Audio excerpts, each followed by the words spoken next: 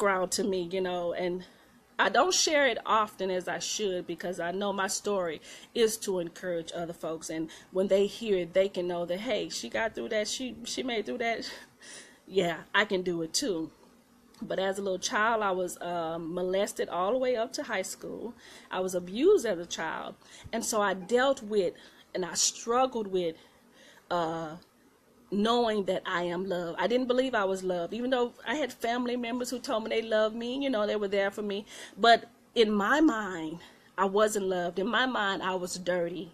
In my mind, I wasn't worth it. In my mind, nobody cared. In my mind, I was the reason for whatever it was that happened to me. I saw my mom murdered at age 3. So I experienced this. I saw this. And going through life, from 3 years old on up, it was crazy. And it was more of a mental thing that was going on in my head mentally, Once you get that, when your mind ain't right, nothing else is right.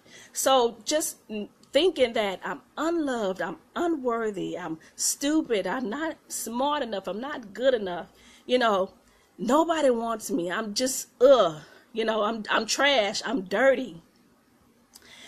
Dealing with those things. And then finally, one day, if you guys know the story of the woman at the well, I met the man who loves me. I met the man of my dreams. I talk about that in my book too.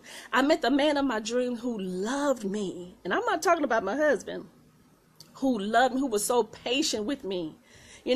Who loved the hurt away, the horrible thoughts in my head. He loved that away, and he continues to love that, because on some days I have some, as the song said, I've had my good days, I've had my bad days, I have some rough days, but I have a God, and you and I, we have a Father who loves us so much.